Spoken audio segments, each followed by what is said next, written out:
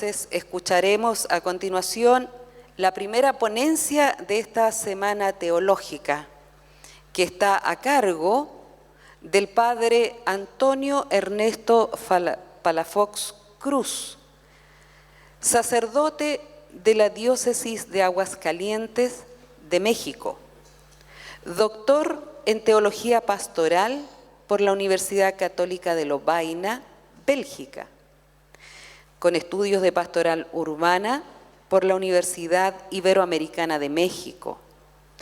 Es profesor en la Universidad Pontificia de México y coordinador de la sección de Teología Pastoral en la misma universidad. Es profesor visitante en el CEVITEPAL, organismo del Consejo Episcopal Latinoamericano CELAM, con sede en Bogotá, Colombia. El padre Ernesto entonces nos va a ayudar en esta mañana a mirar la ciudad con los ojos de Jesús. Padre Ernesto, sea muy bienvenido y ayúdenos entonces a lograr este objetivo.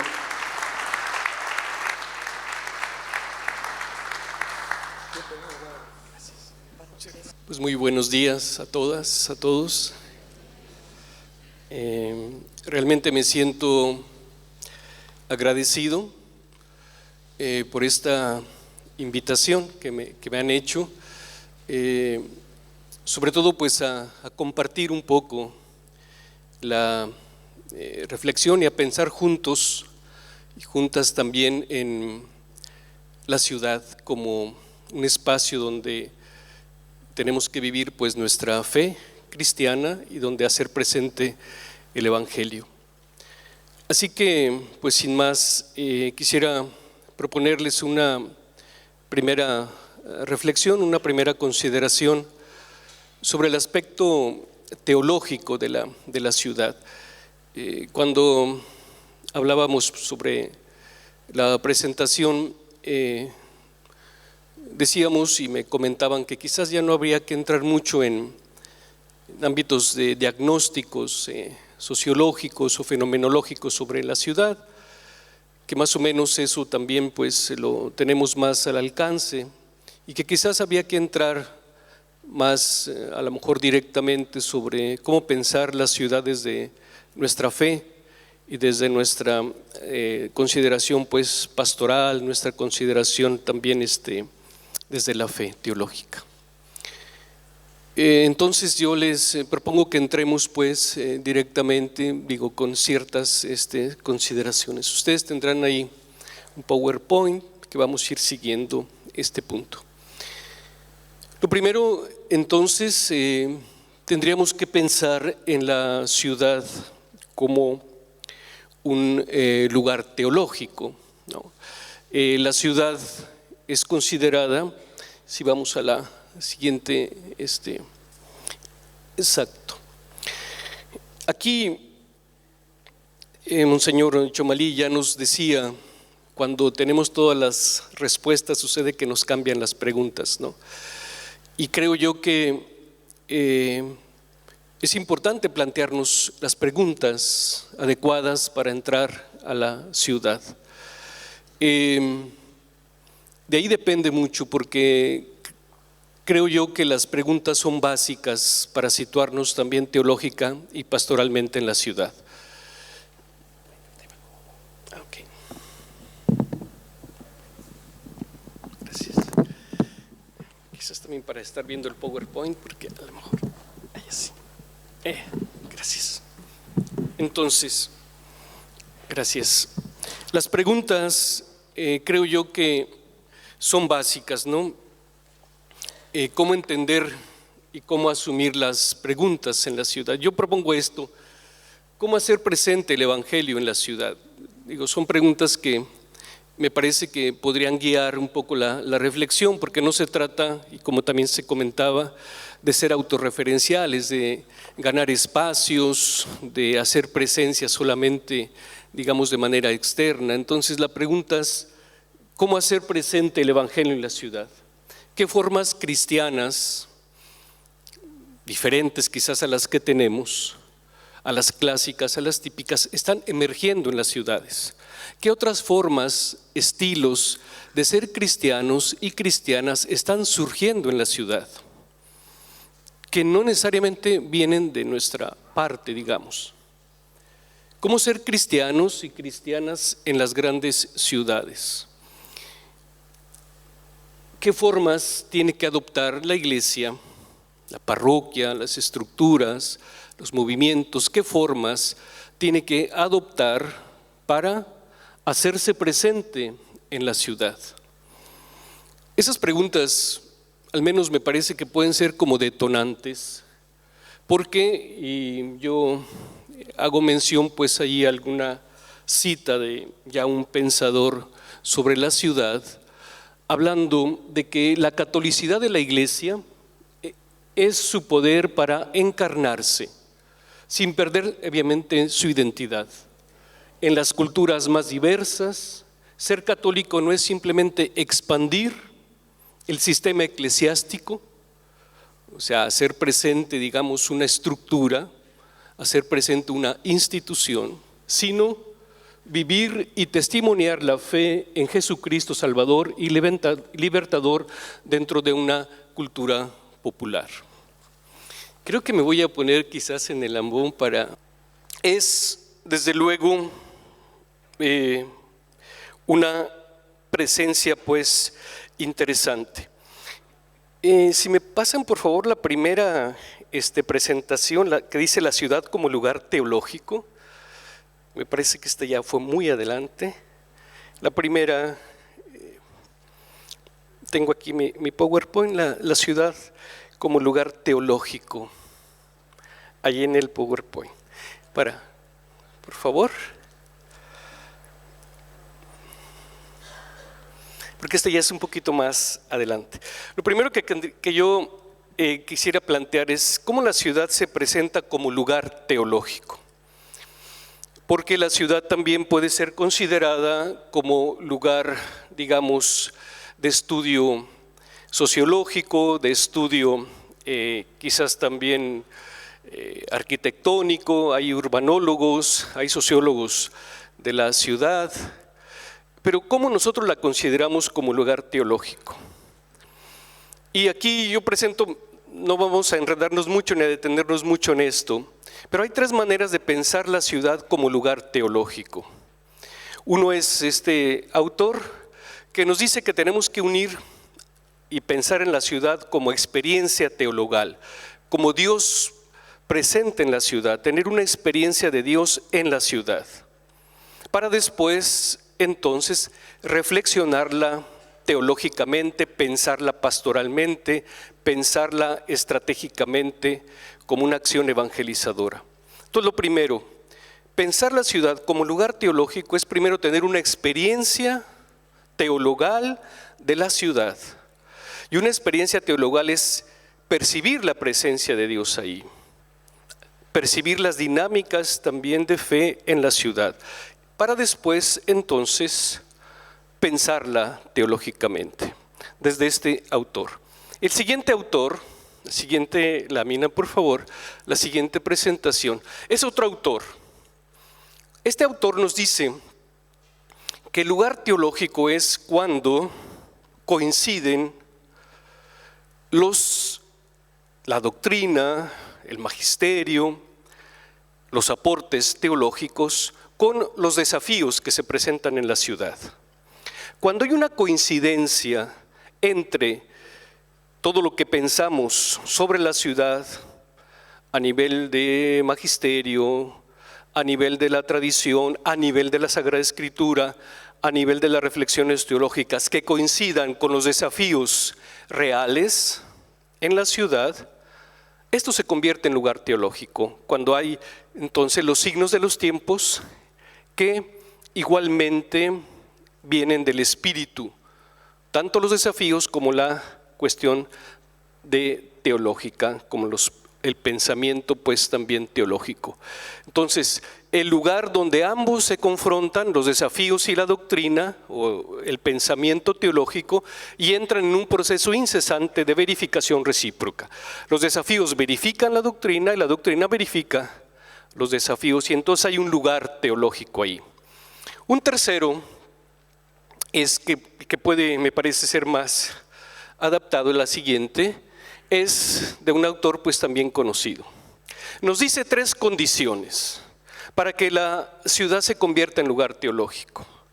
Primero, es el lugar donde Dios, el Dios de Jesús, se manifiesta de modo especial. Si en la ciudad Jesús y percibimos la presencia de Dios en la ciudad, y hay que ver en qué sectores, en qué ámbitos, en qué espacios, esa es una primera condición. Segunda, que sea el lugar apto para la vivencia de la fe en Jesús y para la correspondiente praxis de seguimiento. Si yo en la ciudad puedo también experimentar un compromiso y puedo experimentar también una manera de seguir a Jesús, es decir, una espiritualidad, un compromiso, también se va convirtiendo en lugar teológico. Y la tercera, pues el lugar más propio para hacer reflexión sobre la fe. Entonces, podremos decir que la ciudad se convierte en lugar teológico cuando tiene ciertas condiciones. La siguiente. Por tanto, la ciudad es un lugar teológico en la medida que descubramos la presencia de Dios en ella, en la ciudad, que no la fabriquemos artificialmente, como dice Evangelii Gaudium, que no la fabriquemos de modo artificial, sino la descubramos de un modo, digamos, modesto, de un modo cuidadosamente. Cuando haya un compromiso desde la fe, cuando la asumamos teológicamente también con categorías desde nuestra fe, con categorías bíblicas, con categorías de magisterio, con categorías de nuestra tradición cristiana. Cuando se dé un encuentro verificador entre el contenido teológico, lo que pensamos desde nuestra fe, y los desafíos socioeclesiales. Y cuando de lo teologal, o sea, la experiencia de la presencia de Dios, pasemos también a lo teológico. No basta solamente experimentar teologalmente la presencia de Dios, hay que también hacer una reflexión, un discernimiento, una consideración. Entonces, la ciudad es un lugar teológico. Es decir, un lugar, un espacio donde podemos vivir nuestra fe, nuestro compromiso, pero también la podemos pensar teológicamente. La ciudad se puede pensar pues de muchas maneras. Y entonces vamos a una consideración ya teológica. La siguiente, por favor. Los recursos para una teología urbana. Uno de los primeros, diríamos, precursores de la reflexión sobre la ciudad, teológicamente hablando, fue José Comblan, allá en los años 70. Y él comienza su obra diciendo esto: la ciudad. ¿Qué puede el teólogo, la teóloga, y yo diría el pastor, el agente de pastoral, decir de la ciudad? Los catálogos bibliográficos de literatura teológica contemporánea no hablan de esta materia. Estamos hablando en la época de los 70, ahorita ya hay más que bien textos sobre teología urbana. No hablan de estudios teológicos sobre las ciudades. Hay que concluir por eso que se trata de un asunto ajeno a los teólogos, a las teólogas, a los pastores, a los agentes de pastoral. Pero si la ciudad es una realidad humana, ¿cómo podría la teología quedarse indiferente ante ella? Parece que ha llegado el momento de considerar las realidades humanas concretas y de confrontarlas con la realidad del cristianismo. Y esto último me parece que también es clave. ¿Cómo confrontar las realidades humanas donde vivimos, los contextos, las situaciones, los problemas, los desafíos? Confrontarnos con la realidad cristiana, con nuestra fe. Y entonces esto vuelve a convertirse entonces en una consideración desde nuestra fe. Creo que la ciudad ha sido también ya, como se ha venido diciendo, muy diagnosticada. Hay estudios sociodemográficos, sociológicos, psicológicos, desde luego urbanísticos, arquitectónicos, sobre la ciudad. Creo que nosotros, como agentes de pastoral, como comprometidos con la fe en la ciudad, tendríamos también que entrar en esta misma, digamos, dinámica de reflexión. Por eso creo que considerar teológicamente la ciudad puede ser desde dos acercamientos. Lo que se ha venido llamando ahora la teología pública, y entonces sería una primera consideración. La siguiente, por favor. Como marco de referencia, hoy se habla mucho de la teología pública, o de la teología que quiere dialogar justamente con las realidades humanas, como decía José Comblan. Y esto viene a traer una propuesta después de Vaticano II, que es donde se abre también la teología a las realidades temporales, como se decía entonces. Porque antes de Vaticano II se hablaba de la teología sobre las verdades eternas, entonces se hacía teología solamente sobre las verdades eternas. Entonces era una teología muy autorreferencial, diríamos, una teología que daba vueltas sobre verdades eternas nada más. Después de Vaticano II, con varios autores dijeron, bueno, tenemos que hacer teología de las realidades humanas, como luego lo decía también Comblan. Entonces viene una teología que tome en cuenta la historia, una teología que tome en cuenta las realidades, los desafíos, los contextos, y viene una teología política, es decir, esa teología que se hace en diálogo con la sociedad, con las realidades, y que no es solamente una teología que alimenta una relación, diríamos, muy individualista entre Dios y yo, es decir, que alimenta una fe privada, sino que va a una fe también pública, o una fe que se hace presente en ámbitos públicos. Vienen todas estas desarrollo de las teologías latinoamericanas y las teologías del genitivo que se decía en aquel entonces. Teología de la ciudad, teología del trabajo, teología del ocio, teología de la revolución, teología, etcétera. Se empezó a hablar mucho de teologías del genitivo, y teología de teología, y empezó a hablar un ámbito enorme de las teologías sobre las realidades humanas o temporales. Ahora estamos pasando, pienso yo, a una teología como del prefijo, ¿no? Se habla más bien de ecoteología, se habla de psicoteología, se habla de ciberteología. Y ahí entonces sí cambia también un poco las consideraciones. Ahora estamos un poco atendiendo a estas teologías más bien como del prefijo, ¿no? Entonces la teología pública, desde mi manera de ver y leyendo también otros autores, creo que es la que nos puede abrir la puerta, digamos, a entrar a considerar la ciudad teológicamente, una teología pública. Y allí pues, ¿qué características tendría? Como las siguientes, por favor. Se caracteriza por fuertes inquietudes por la vida social y política en el sentido más amplio del término. Aquí la política entendida como la polis, ¿no? Como la cuestión pues más de lo público, no solamente en el sentido partidista o en el sentido, diríamos, electorero, como se dice pues también allá en México, en puro sentido electorero o puro sentido solamente partidista pues también. La idea de una teología pública expresa el deseo de poder dirigir la reflexión teológica, es decir, no dejando a un lado magisterio, revelación, la tradición, pero ahora sobre la vida sociopolítica al conjunto de la sociedad plural, sin limitarse a los miembros de la comunidad cristiana. Entonces la teología política también hace una referencia, digamos, más abierta a las realidades, no solamente considerar la iglesia como especie de gueto o la iglesia como especie solamente de ámbito como muy cerrado, en donde sea también una consideración, digamos, autorreferencial. La teología pública lanza pues la reflexión también hacia otros ámbitos y otros, digamos, otros espacios.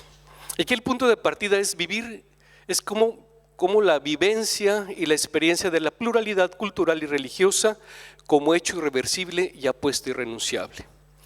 Pienso que uno de los elementos de la teología pública es justamente la consideración de la pluralidad y de la diversidad, no como simplemente una herramienta más en la reflexión, sino como un presupuesto fundamental, la pluralidad. Y bueno, la ciudad es el ejemplo mayor de pluralidad y de diversidad.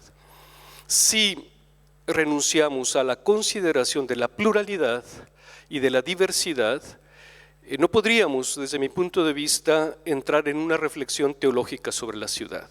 Y esto, bueno, el Papa Francisco ha insistido mucho en esto, de considerar no solamente la unidad, sino la diversidad, como dos elementos básicos presentes en la Iglesia, con toda la figura del poliedro que presenta al mismo tiempo la unidad, pero deja percibir la diversidad también, la pluralidad. Creo que a nivel de planes diocesanos, de proyectos pastorales, muchas veces pensamos sobre todo en la unidad, Creo yo que también tendríamos que pensar en la diversidad. Si un plan diocesano o un proyecto pastoral no expresa la diversidad al mismo tiempo que la unidad, ahí creo que faltaría pues otro como espacio también de riqueza, ¿no? Entonces la teología pública tiene muy en cuenta este elemento básico de la pluralidad. Es un discurso público, normativo y descriptivo, teológicamente informado sobre temas públicos, vean, sobre temas públicos, es decir, sobre temas que a todos nos interesan, ¿verdad? Y temas públicos que acontecen fundamentalmente en las ciudades. ¿Qué pasa con la violencia? En México tenemos ahora un gran desafío de violencia, de inseguridad, de narcotráfico, que nos hace pensar cómo hacer iglesia en esos contextos, cómo rehacer ese tejido social, ese tejido eclesial, ese tejido incluso hasta biocultural, o ese tejido también a nivel de personas, si se puede decir también así. Entonces, sobre temas públicos, no sobre temas solamente privados, es decir, de la iglesia ad intra. De repente nuestra teología muchas veces redundó en temas que nos interesan solo a nosotros. Y entonces por eso, en todo caso en México, por eso el diálogo hacia afuera es muy difícil. Cuando la teología y los temas que tratamos los pensamos solamente para nosotros mismos, desde nosotros mismos, y entonces son temas autorreferenciales, que a la hora de entrar en diálogo con otras instituciones, otros saberes, se nos complica demasiado. Entonces la teología pública intenta unir y plantear discursos cristianos desde la fe, pero sobre temas públicos, en instituciones e interacciones dirigido a la iglesia, a otro cuerpo religioso también. La cuestión del ecumenismo aquí está presente, así como el público o públicos en general, y argumentando de manera que pueda ser evaluado y juzgado por medio de órdenes y criterios disponibles públicamente. Es decir, que la teología, que nuestra reflexión teológica también pueda ser evaluada desde otros ángulos también de lo público, porque luego nosotros nos evaluamos a nosotros mismos, nos damos premios a nosotros mismos, nos damos impulsos a nosotros mismos. Aquí la teología pública se lanza también a ponerse, digamos, en consideración que otras instituciones, otros saberes puedan también criticarla y puedan también, en este caso, evaluarla. Eso es ponerse, diríamos, en el ámbito público. No, es ir más allá de aquellos famosos areópagos. Esto es, la teología pública me parece que da un paso todavía mucho más allá. Lo siguiente, por favor. ¿Qué otra característica tiene? Y aquí solamente presento dos autores que me parece que nos pueden ayudar para cerrar este punto. Es una cultura, en una cultura del pluralismo, desde este autor, se pregunta, vean la pregunta que hace y las disyuntivas que presenta. ¿Debe cada tradición, en una cultura plural como la nuestra, la disyuntiva es, ¿debe cada tradición religiosa finalmente elegir entre, primera opción, disolverse en un mínimo común denominador, o la siguiente, aceptar una existencia marginal como una opinión interesante pero puramente privada? Entonces la disyuntiva es, frente a una sociedad plural, ¿nos diluimos o nos marginamos?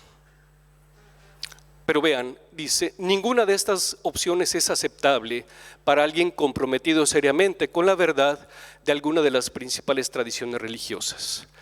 La necesidad es formar una nueva e inevitable compleja estrategia teológica que evite la privatización, articulando las aspiraciones de la religión a la verdad. Entonces, tenemos que, desde mi punto de vista, entrarle por ahí. Aún a nivel de acciones pastorales, si no nos abrimos al pluralidad, al diálogo, a articularnos con otras instancias, con otras mediaciones, con otras articulaciones, corremos el riesgo o de diluirnos o de marginarnos. Y la siguiente cita es un poco esto, de cómo muchos pensamientos o muchos, digamos, actualmente corrientes de pensamiento intentan sacar a la teología justamente del diálogo. La cultura contemporánea condena a los teólogos, las teólogas, al destierro, porque no comparten las grandes preocupaciones de la sociedad actual, porque se ocupan de cuestiones periféricas o soterradas. Sospecha la sociedad que el propósito audaz de expresar la verdad última, piedra angular de todas las demás verdades, sirve más al poder, y en este caso eclesiástico, que a la búsqueda de la verdad. Mucha gente piensa que la teología es el aparato que justifica un poder o que justifica una postura. No, la teología tiene que siempre estar, así como los otros, digamos, pensamientos, en aras de la verdad, sin la distanciación que exige la libertad. La verdad impuesta ahoga la búsqueda y la convierte en dogma. Finalmente, el siguiente lámina, entraría yo en la siguiente presentación, pues, de unas características requeridas a partir de esta teología pública, que sea histórica y contextual, que adopte formas de argumentación pública, que no argumentemos solamente para nosotros mismos, sino que también seamos capaces de entrar en argumentación con otros saberes, con otras racionalidades, que esté al servicio de la reflexión de toda persona. Y aquí en los tres ámbitos, la academia, la iglesia y la sociedad. Una teología que no toque esos tres ámbitos me parece que se encierra solamente en uno. Una teología cerrada en lo puro académico funciona, pero solamente para un ámbito, la proyección eclesiástica y la proyección social, que utilice el lenguaje de corte tan teológico como se pueda y cuanto sea posible, simbólico, narrativo, testimonial, no solamente un único lenguaje, que sea significativa no solo para la iglesia, sino para el conjunto de la sociedad, y que resalte el carácter práctico pastoral. A nivel de la ciudad no nos serviría una teología puramente de corte abstracto, esencialista, generalizante. Necesitamos, para acercarnos a la ciudad, pues un saber más simbólico, narrativo, dialógico, en fin, utilizar lenguajes tan amplios como sea posible también, y que rescate el sentido positivo del mensaje bíblico para las ciudades, porque también hay un mensaje negativo sobre la ciudad, y durante mucho tiempo también se pensó la ciudad con un mensaje negativo, y hay algunos santos padres también tuvieron una visión negativa sobre la ciudad. Ahora creo yo que el mensaje cristiano sobre la ciudad no es de corte negativo. Esto es en cuanto a la pastoral en la teología pública. Me voy a ir muy rápido sobre la siguiente consideración de la teología, por favor. Me faltaba, que asume los desafíos urbanos actuales, elaborada desde y con los pobres urbanos, que luego se hablará de esto, y una teología que asume la ciudad como lugar teológico. La siguiente, y ya, una teología intercultural. Me parece que la siguiente puerta de entrada para acercarnos a la ciudad como lugar teológico es una teología intercultural. Y esta nos permite abrirnos y dialogar con la ciudad y desde la ciudad. Dado que la ciudad es un espacio multicultural, y eso lo podemos ver en las capitales de nuestra Latinoamérica, aun cuando sean de ciudades medias, pero las lógicas son las mismas, solo a veces a escala diferente. Dado que la ciudad es un espacio multicultural donde confluyen muchas culturas, necesitamos una teología intercultural. Las teologías son producidas cultural e históricamente condicionadas. También no podemos decir que las teologías no tienen por detrás también una influencia cultural e histórica. No es lo mismo una teología en la Edad Media, o en la época del modernismo, o en la época incluso de los primeros siglos de nuestra iglesia. Todos responden a situaciones culturales también.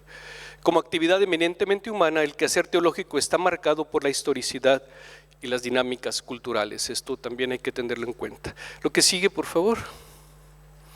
Entonces, ¿cómo ponernos a la altura de las exigencias del diálogo con las culturas? Este es un desafío, me parece. Monseñor Romero decía que había que estar a la altura del pueblo, ¿no? Y creo que también a nivel de teología tenemos que estar a la altura también de los requerimientos del diálogo con las culturas. Ser capaz de comprender la diversidad no como una amenaza, obstáculo o problema, sino oportunidad y condición necesaria para el quehacer teológico hoy. La pluralidad, la diversidad no es amenaza, no es debilidad, no es derrota. Aquí tiene toda la carga positiva. ¿Qué hubiera sido si al inicio de nuestra iglesia primitiva no hubiera habido diversidad? ¿Cómo hubiéramos desarrollado el mensaje cristiano si no era desde la diversidad, si no era desde la pluralidad? Siguiente, por favor. Entonces, ¿qué entendemos por interculturalidad? Un proceso de recíproca interpelación y convocación de relacionalidades diversas y culturalmente determinadas, pero dispuestas a formar parte de una dinámica de intercambio. En la cultura es tránsito y no punto final. La cultura es tránsito y no punto final, y la teología intercultural busca abrirse al diálogo con otras culturas. Tenemos una cultura cristiana, tenemos una simbología cristiana, tenemos una tradición cristiana, pero no es la única, no es una supercultura, no es una cultura que tiene que, diríamos, como estar siempre omniabarcante o aplastar otras culturas, sino más bien diálogo e intercambio. La interculturalidad tiene el innegable mérito de reconocer la importancia del diálogo evangelio y culturas. Entonces, podemos seguir para ir ya finalizando. Entonces, y aquí yo quisiera detenerme un poquito a esto más. Allí yo pongo al autor que hago referencia, la necesaria dimisión para la auténtica misión. Actualmente, y entrando desde este punto de vista de la interculturalidad, tenemos que dimisionar para ir a la misión. Es decir, tenemos que dejar muchas cosas para salir a la misión. Yo diría, misión sin dimisión es casi imposible actualmente. Y ahí ese es este planteamiento. La teología intercultural tendría a la base un primer momento no solo para la misión, sino para la dimisión. Estamos hablando de renuncia. O sea, no podríamos hacer misión, no podríamos salir a la misión si no hay renuncia antes. ¿Renunciar a qué? Se trata de la renuncia a los derechos culturales que desde los cristianismos consideramos como propios. Hay muchos derechos culturales que decimos, es que por ser cristianos nosotros tenemos el derecho a esto, por ser cristianos. Habría que pensar si no hay derechos culturales a los que tendríamos que renunciar también. Derechos culturales que nos han posicionado muy por encima y que nos han dado prerrogativas muy fuertes frente a culturas muy débiles. Habría que pensarlo quizás, o simplemente yo lo pongo pues aquí. A muchas prerrogativas que no permiten una auténtica misión, a falsas seguridades, a perspectivas absolutistas y cerradas, porque hay que reconocer que muchas veces la misión fue también una especie de colonización, también fue una especie de conquista también. Y entonces habría que ver aquel famoso libro de la conquista espiritual también, al menos de la evangelización fundante en México, que tiene muchos rasgos pues también de esto. Tal renuncia permitiría que emerjan contextos de acogida y espacios libres. Hay espacios, y yo diría, sobre todo en la ciudad, para la cuestión de pastoral, pensar en los espacios neutros, en los espacios no ocupados. Ahí tendríamos nosotros mucho que hacer. Es decir, no todos los espacios son confesionales, vamos a decir. Hay espacios neutros, hay espacios no ocupados. Son los espacios que nos permiten el diálogo y la interculturalidad.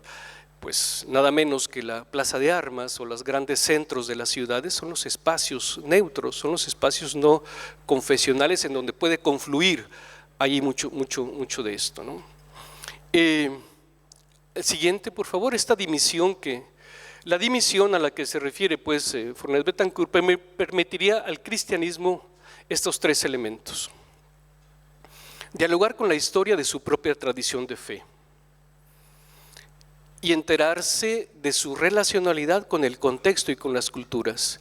Entonces, al renunciar a una visión, digamos, muy contemporánea o a una visión muy ya nuestra sobre la misión, habría que ir al origen de nuestro cristianismo, habría que ir a los orígenes de nuestra fe, y entonces podríamos entrar más en diálogo con nuestras raíces, con nuestros orígenes, porque a lo largo de la historia también puede haber el peligro de que ya hemos ocultado con muchos elementos que se han venido, digamos, uniendo a través de la historia, que se haya olvidado la esencia de nuestro cristianismo.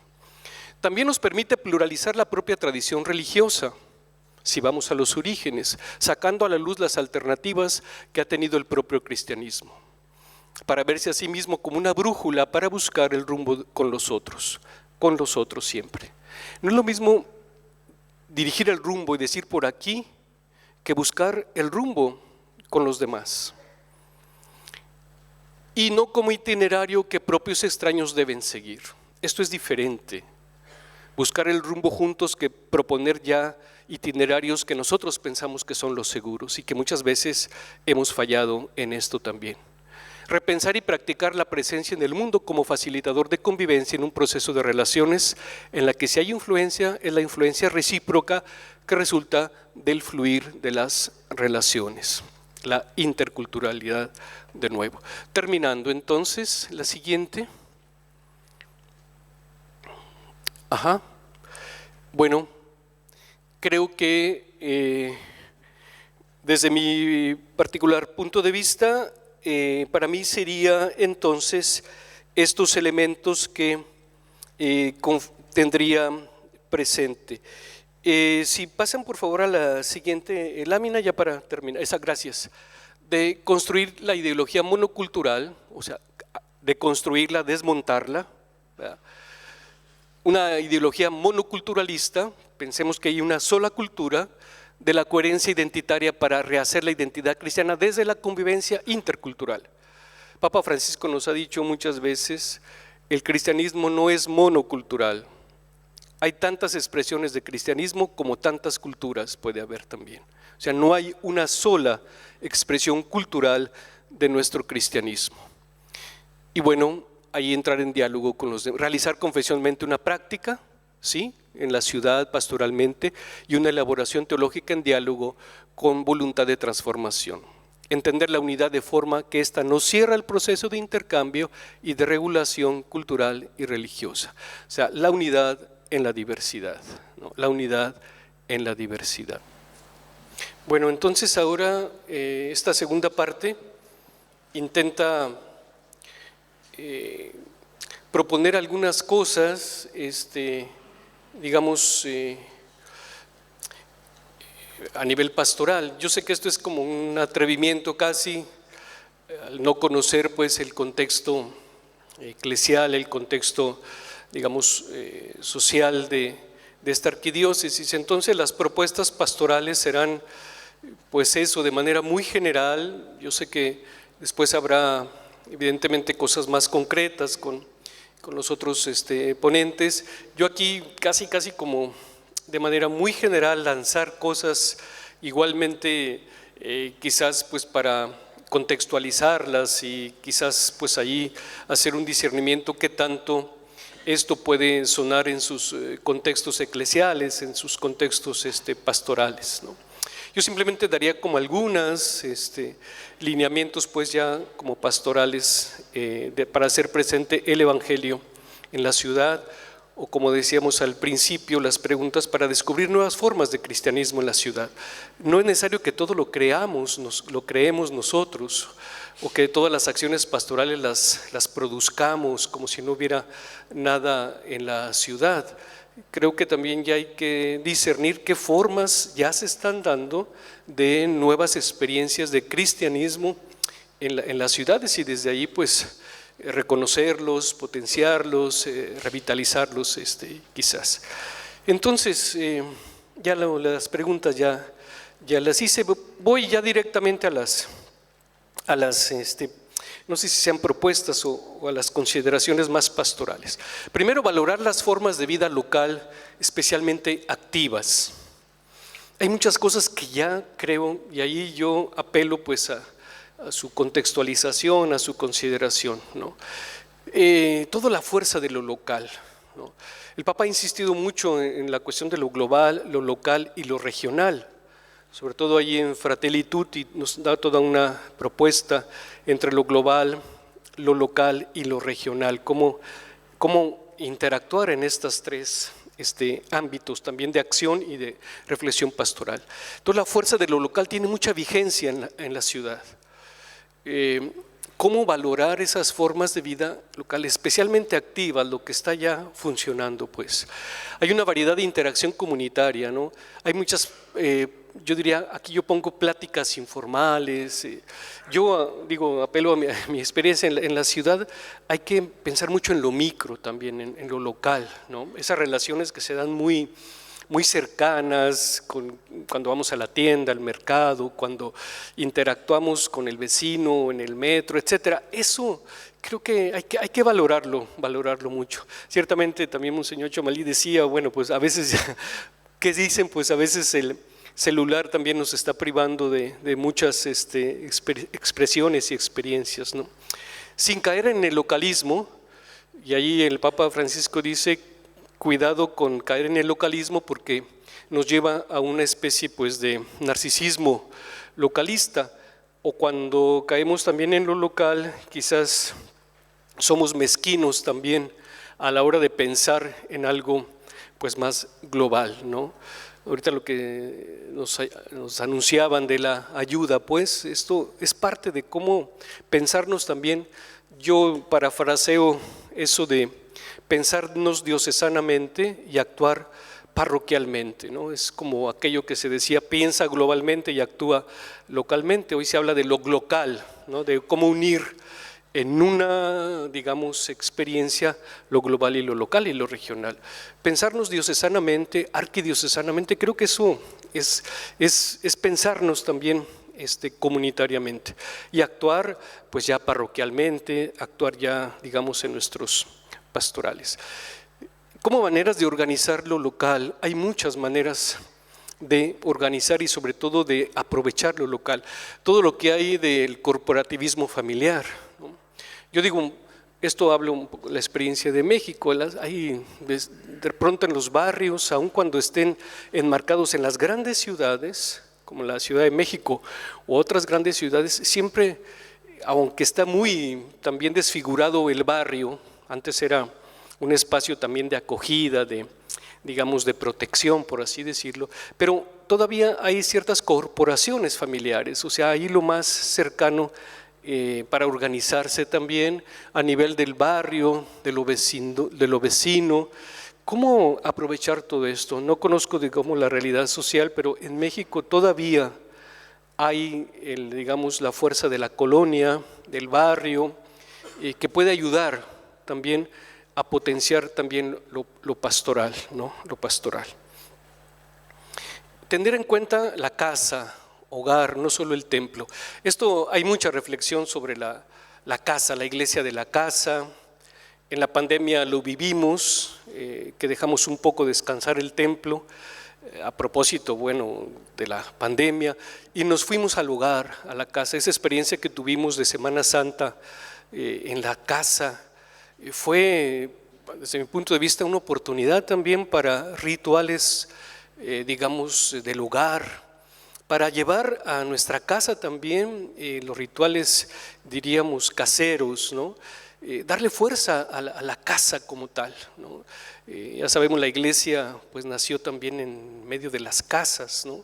Y la parroquia así se define, la iglesia que está en las casas, ¿no? En los vecindarios, digamos. Entonces la fuerza de la casa, de la huiquía, esto creo que podríamos pastoralmente reforzar mucho la cuestión de la casa, ¿no? No solo el templo, diríamos. El templo es un referente y tenemos también que mantenerlo como el símbolo, como el lugar también de encuentro, pero tenemos el otro espacio de los hogares, de las casas, de las pequeñas comunidades, de las comunidades eclesiales. Creo que también eso es una identidad también de nuestra iglesia, y pastoralmente pienso que sobre todo en la ciudad podríamos trabajar mucho por ahí. Ya no hago mención a las citas bíblicas donde Pablo pues anuncia la iglesia que se reúne en la casa, ¿no? La casa es el entorno propio de la comunidad. La hospitalidad, el afecto, el cariño de la casa permite a las personas se sientan contentos como en casa, ¿no? Eso lo decimos mucho los latinoamericanos, ¿no? Esta es tu casa, estás en casa, o los de la casa, pues es hogar, no solamente digamos la construcción en sí misma. Claro, ahorita tenemos un desafío también en las casas habitacionales que realmente sí llegan a ser pues el espacio del hogar con todas las dimensiones que se tienen ahora tan pequeñas, etcétera, con todas estas distribuciones y políticas públicas también de lo habitacional también, ¿no? Es un desafío. Cuando uno le dice a los jóvenes, ¿por qué no estás en tu casa? ¿Por qué estás tanto en la calle? Pero te das cuenta que si están todos en la casa es difícil que convivan todos, ¿no? En México hay edificios donde literalmente, casas habitacionales, la cama diríamos no descansa, es decir, hay hermanos que trabajan en el turno de la noche y duermen en el día y etcétera, y así es la vida pues también, ¿no? Rescatar. Bueno, la casa se establecen otros tipos de relaciones, también difíciles, ¿verdad? Eso de que el hogar es el lugar más seguro no siempre funcionó así. En la pandemia para muchos el hogar o la casa fue uno de los lugares más inseguros, también por violencias y por varias cosas. O sea, es ambiguo esto, no es así como tan simple decirlo.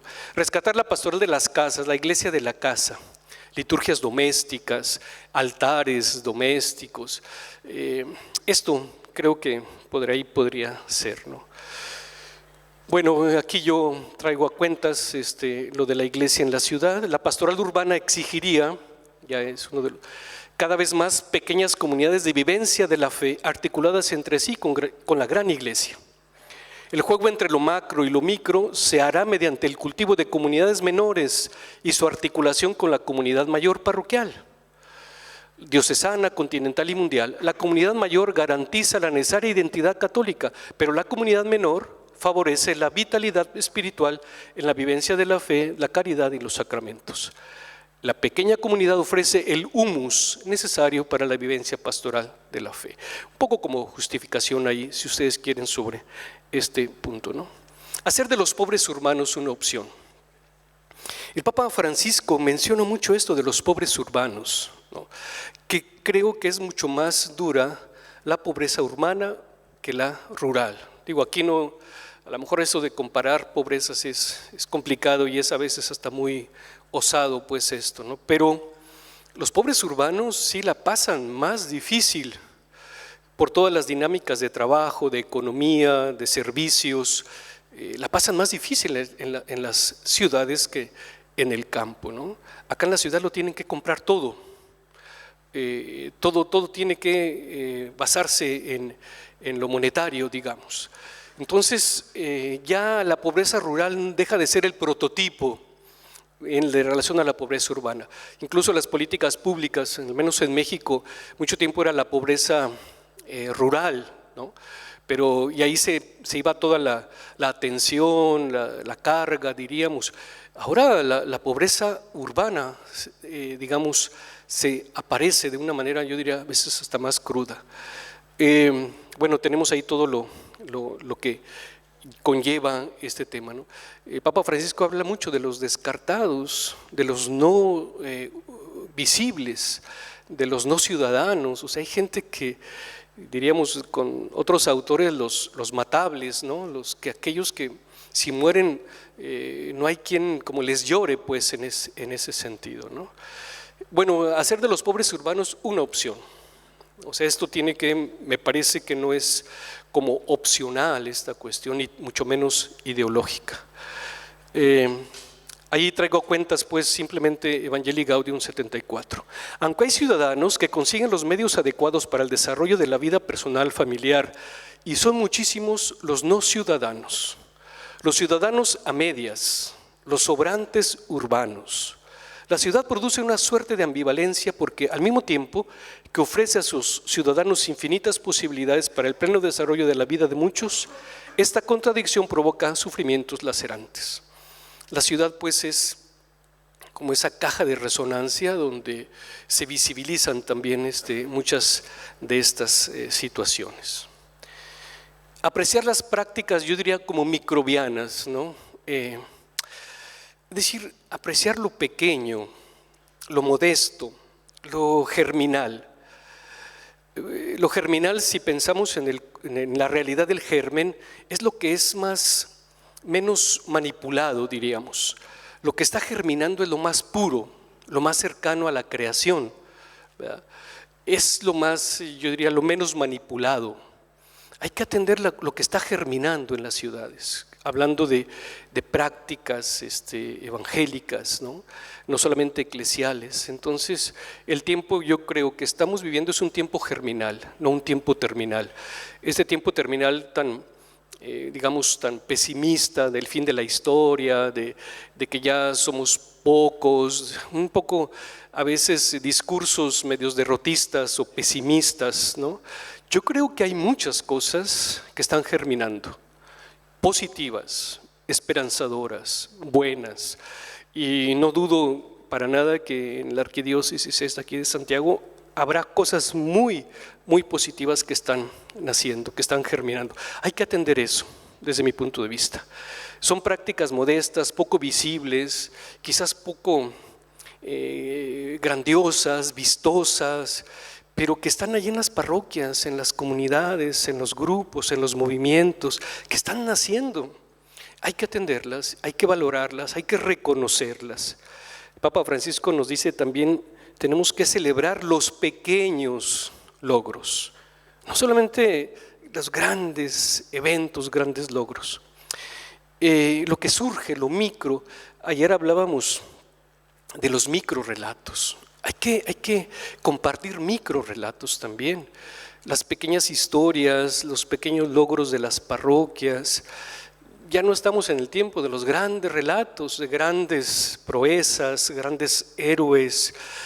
Quizás ahora lo micro, y tiene mucha fuerza lo pequeño, la fuerza de lo pequeño, el valor de lo pequeño, y celebrar los pequeños logros. Eso me parece que nos ayuda bastante, porque muchas veces solamente nos lamentamos, ¿no?, de lo que estamos perdiendo, de lo que estamos ahora debilitando, etcétera. Yo creo que podríamos también valorarnos también desde los esfuerzos que se hacen. Distanciarse de la relación fantasmal, yo digo, entre teoría y práctica. Para mí, yo estoy en el ámbito de la teología pastoral, pero siempre hay esto, ¿no?, de que los de pastoral son prácticos, los de el dogma o las reflexiones por un lado. Entonces siempre hay un poco de pleito, ¿no?, o de distanciación, ¿no? Si es pastoral, entonces es cuestión práctica. Si es teología, entonces es cuestión teórica. Yo creo que abordar la ciudad pastoralmente y teológicamente no puede disociarse desde mi punto de vista. O sea, no podríamos abordar solamente la ciudad desde el ámbito pastoral o solamente teológico. Ya creo que hay que quitar ese fantasma entre teoría y práctica a la hora, sobre todo, de comprometernos con la con la ciudad y con el evangelio en ella, ¿no? Entonces, es una trampa, me parece, y una justificación falsa en el compromiso pastoral, ¿no? De modo, bueno, más occidental, creo que esto nos viene, ¿verdad?, de un mundo más occidental. Nuestros pueblos originarios, al menos en México, no tienen ese problema de lo teoría, lo práctica, no hay esa disociación. Eso más bien viene ya cuando nos empezamos a meter en cosas ilustradas y esto, ¿no? Creo que tendremos que volver a integrar, ¿no?, a integrar pues todo esto.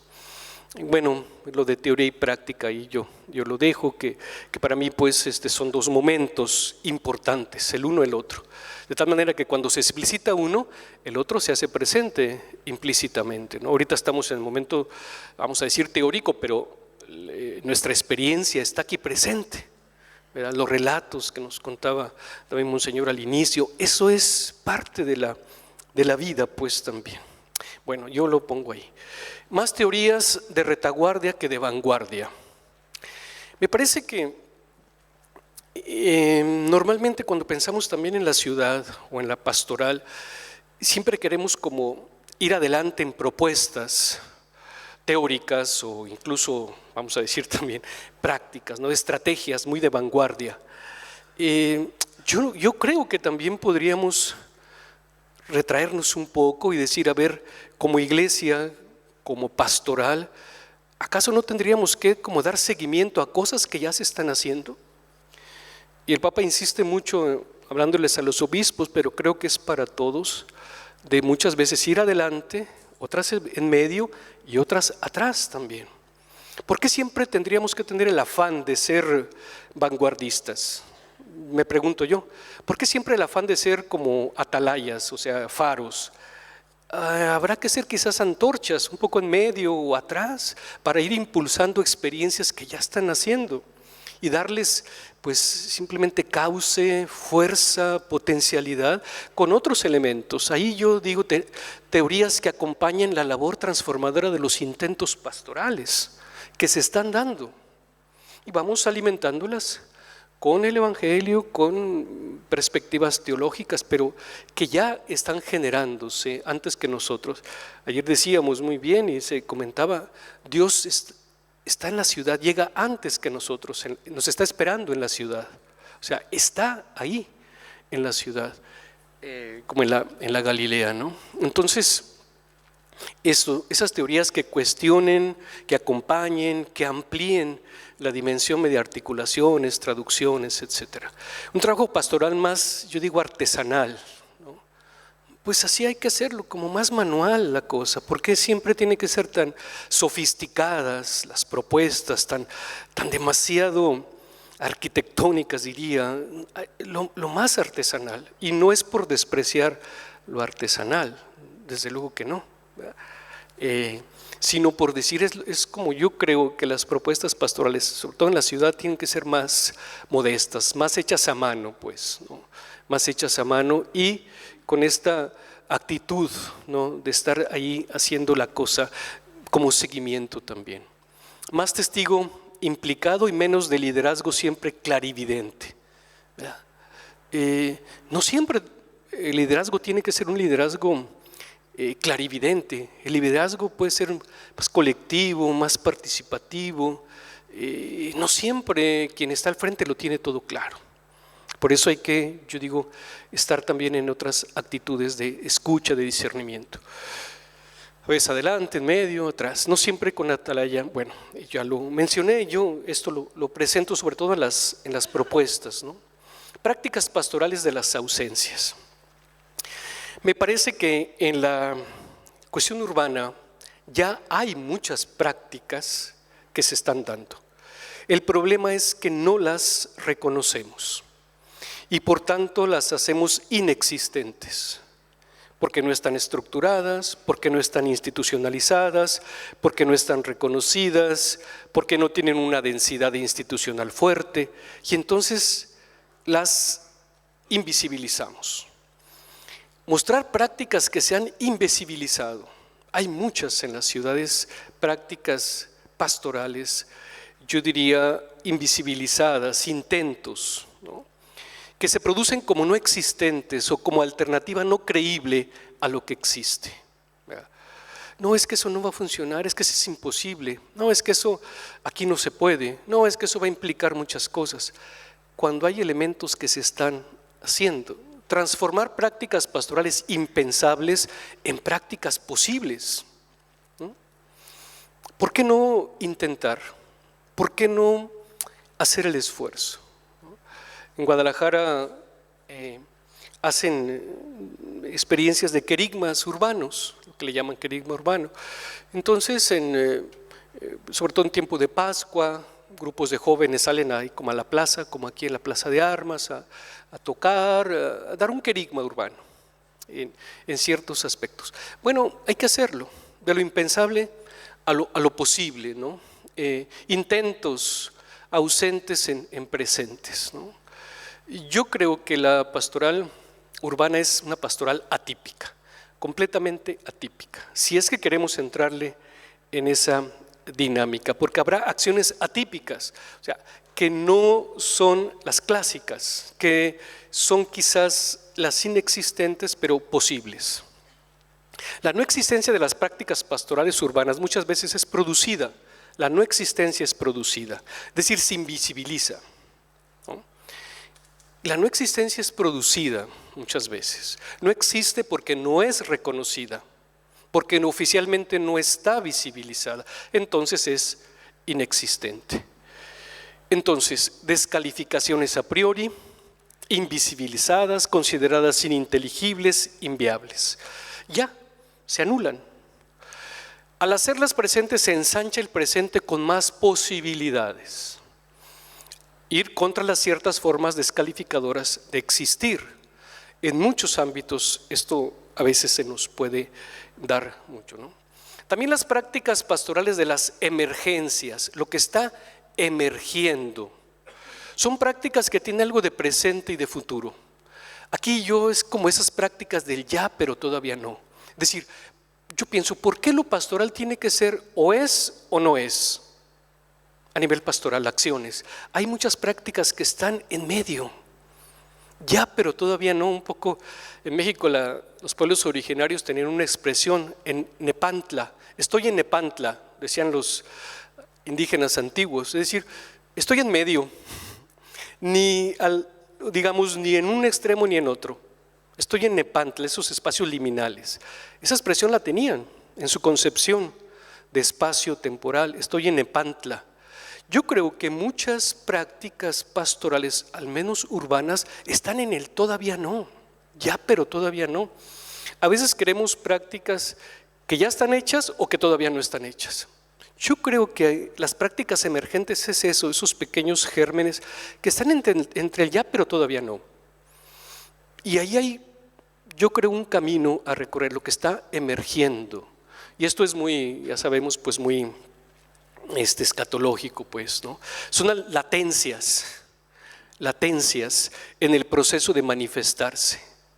Laten como expectantes para el presente y el futuro. Habrá que ver qué prácticas son estas latentes, lo que está ahí, ¿verdad? No están completamente determinadas, que caben en el horizonte de las posibilidades concretas, pensarlas desde una ampliación de saberes, ¿no? Con ellas se maximiza las posibilidades de esperanza con relación a las posibilidades de frustración. Y en pastoral, ustedes saben, tenemos que tener mucha capacidad de frustración también, especialmente creo que los sectores de los laicos lo saben. Bien. Tomar conciencia de que la pastoral urbana es atípica, lo que ya comentaba, ¿no? Atípica. Porque está centrada muchas veces en esas 3C, en el clérigo, en el culto y en la capilla. Si queremos hacer pastoral urbana, tenemos que dejar un poco lo clásico. No se puede hacer pastoral urbana si nos salimos de lo típicamente cultual, de lo típicamente clerical y de lo típicamente capilla o el templo. No podríamos. La pastoral urbana es, yo diría, una pastoral en salida, atípica, siempre contextualizada, etcétera, ¿no? Con otros lenguajes, digamos verbales pero no verbales, simbólicos, espaciales, narrativos, lúdicos, artísticos, en fin, con una interlocución. En escuchar, sentir, narrar la ciudad. Ya me queda mucho tiempo, perdón, muy poco tiempo. Entonces aquí yo tendría esto, una pastoral transversal. No es que haya una comisión para la pastoral urbana y ya. No, creo que tiene que ser un ejercicio también transversal. Todos responsables, tomar en serio la plasticidad de la parroquia, Evangelii Gaudium 28, diversificar las propuestas, ir más allá de lo territorial, vivir a fondo lo humano y desde otros lenguajes. Aquí solo pistas para desencadenar un proceso. Primero, una coordinación del proceso. Experiencias piloto. Creo que hay que aprender de otros que hayan ya hecho unas experiencias, con quienes estén interesados. Alguien tiene que dar el primer paso. Una experiencia piloto. Y yo creo que la pastoral urbana es una pastoral de vocación también. A ver, ¿quién quiere comenzar a dar el paso? Alguien lo tiene que dar.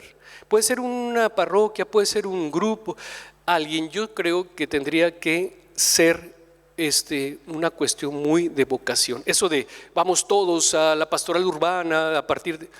Yo creo más bien en experiencias piloto, que a partir de ahí vamos a ver qué va surgiendo, ¿no? Vamos a ver, esto al revés de decir a partir de mañana ya todos vamos a ser pastoral urbana. A mí me parece que es al revés. Quien quisiera entrarle a esta dinámica, empiece y bueno, veremos hacia dónde va armándose este proceso. Bueno, formación específica para la pastoral. Yo desde los ámbitos formativos, seminarios, empezar a meter el tema ya en formación. Elegir ámbitos específicos para esta pastoral, educación, un trabajo en el ámbito pastoral, parroquias especializadas en un ámbito pastoral, quizás. De repente hay parroquias que quieren tener todo, se quiere tener todo en todas las parroquias, sobre todo en las grandes ciudades. ¿Por qué no pensar en alguna cosa especializada? Les dejo pues ahí la conclusión. Bueno, la toma de conciencia sobre práctica pastoral y la reflexión teológica elaborada a partir del contexto urbano, ha sido de más de 2 décadas una preocupación constante y una urgencia en nuestra América Latina. Vivir cristianamente la ciudad no significa ir a cazar fantasmas del pasado, sino aceptar la historia. Aceptar la historia no significa soportarla y aceptarla pasivamente en sus vicisitudes, sino afrontarlas con una cierta idea de futuro. Muchas gracias, entonces… Con esto me quedaría aquí. Gracias.